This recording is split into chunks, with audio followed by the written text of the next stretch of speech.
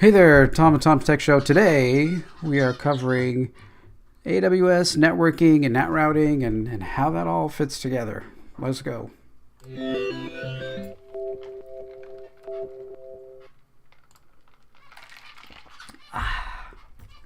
Okay, so I'd done some videos way back when my channel started using PowerShell, using scripting to manipulate and do things in AWS and control it, deploy instances, create load balancers, all these different things.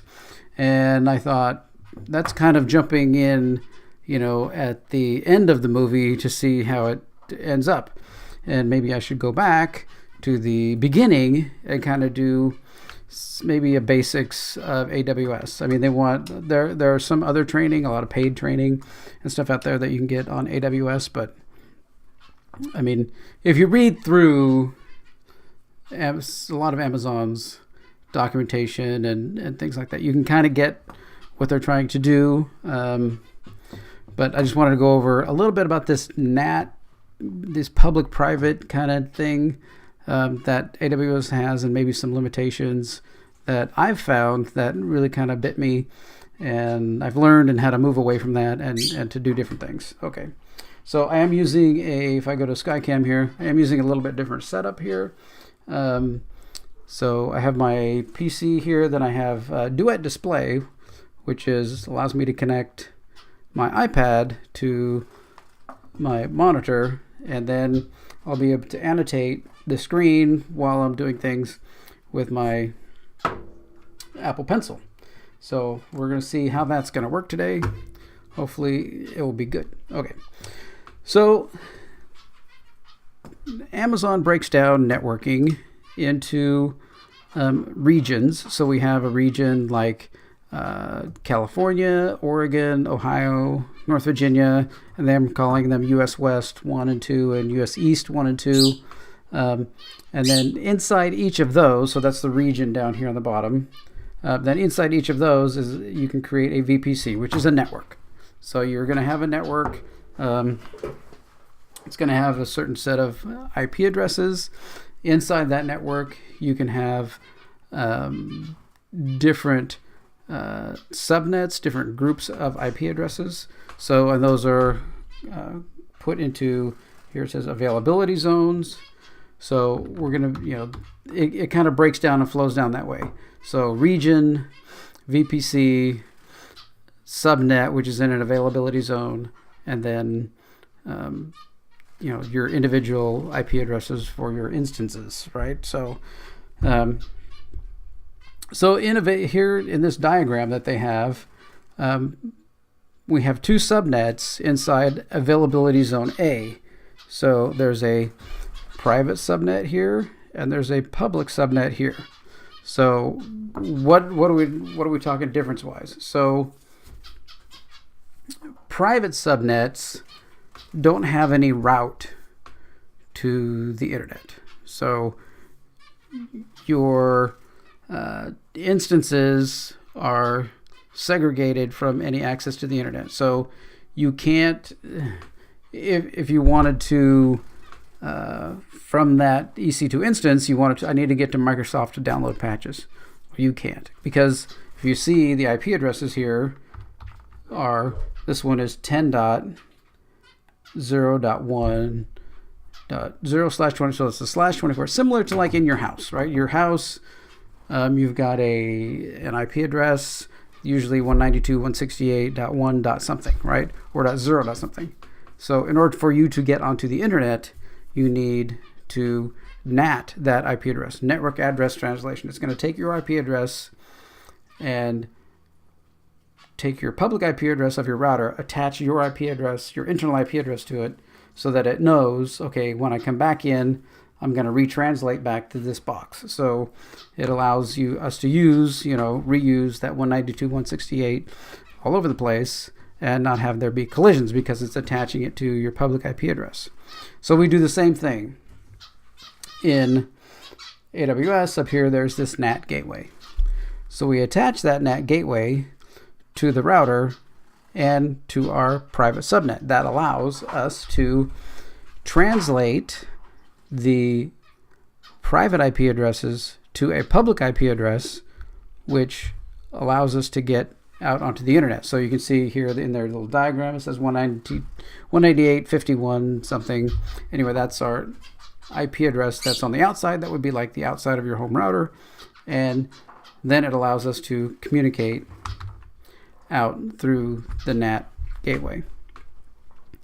So what does this benefit us? Well, it shields those servers, right, from anything outside getting to it, or trying to log into things and all that, and allows you access to the internet so that you can do your Windows updates.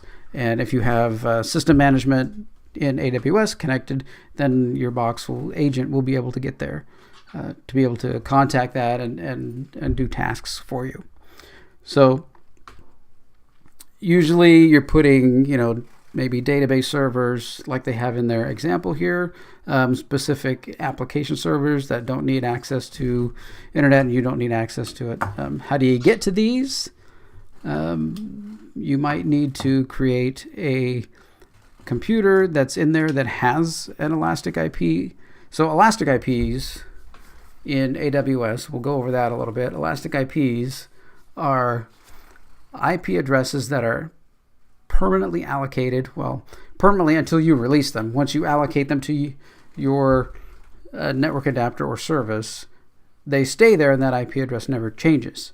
So you know that whenever you go there and connect to it, it's always there and connectable. So often we'll make like a toolbox that sits in there through this elastic IP with some heavy authentication and be able to, log into that box and then manage the other box. So it's like a jump box. You're jumping in there and going in there. Or you can also, many people will set up a VPN tunnel, an IPsec tunnel from AWS instance down into your local network, so that way you're not, the traffic is encrypted going up and back from Amazon down to your local network, and you can get in and manage these systems inside this private network.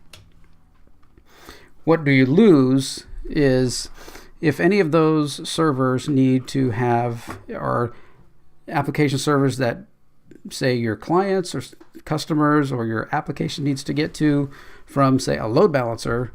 Like if I came here and I put a load balancer here and I wanted it to point to those servers in there, it's not going to be able to do it because we're going the wrong way. The load balancer would need to go through the router somehow to get there, and it's not on that subnet because that's a private subnet.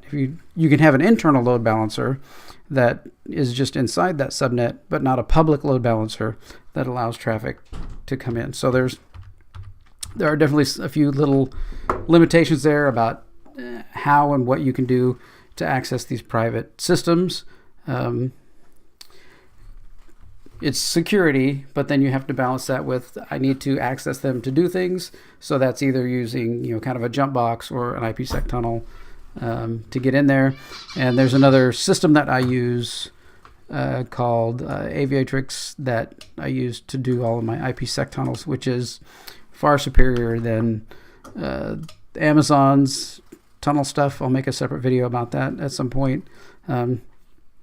So if I do have application servers and I do need load balancers to hit them, then I put those things out here on the public side of my network. And that allows for these systems to be able to access the internet. They either need an elastic IP like it shows here, or you can have them allocate a public IP address when it comes up that is not static. So remember, elastic IPs are static. Those don't change. You can bring them up and give them just a public IP address that will change. So this public IP address, whenever you use AWS to turn the box off, the next time you bring that box up, it will get a new IP address.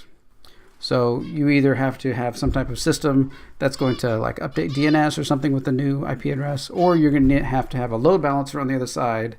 That's, you hit DNS through the load balancer that goes into, those instances. Whether it's only one instance on the inside, you can do that. I mean, it's kind of gets a little expensive, to have a load balancer do it. But, elastic IPs are also another charge. So it's, whichever way you want to go with it, that it may Amazon will get you coming and going. So either way, you're going to be incurring a cost. Load balancers have a little bit more connectivity health, I think, that you can gain from them. So I've used them, quite a bit, rather than just having people go at an IP address. Okay. So that kind of covers most of the networking things. It is generating these, and the problem that we have here in this diagram is like going to the VPC. That's one page, one management page in AWS. Going to this subnet and this subnet, that's another page in AWS to manage. Getting an Elastic IP, that goes to another navigation page. Creating a NAT gateway is another navigation page. Managing the router is another navigation page. Route tables are on still another navigation page. So even though we see all this stuff in one diagram, there's actually all different, so there's like 6 or 7 menus you have to go through in order to create all of these different pieces to make it work. So trying to visualize that in the other way and how it all connects, because it's like, okay, I see my NAT gateway. Did I make sure to attach my NAT gateway to the correct route table to make it so that the private subnet can actually get to the internet? Because you're attaching 2 different route tables to the same router that goes through that internet gateway. So it can trying to visualize that, while it's in different menus, kind of gets a little bit, can be confusing when you're just starting out trying to do it. So I recommend kind of going from a clean slate, go to a region that you don't have anything set up in and play with it, right? Go set up an EC2 instance and create a NAT gateway and a NAT subnet and get the routing table all set up, and then go create an instance and make sure that you can use that instance to, go in and out, and that instance has access to the internet. And then go through and create, a public subnet and see how that works and everything else. And then go through and try to connect all of it together after that. Because if you have a whole bunch of things there already, you can kind of like which subnets are connected to this, and then because you have to map the subnets back into the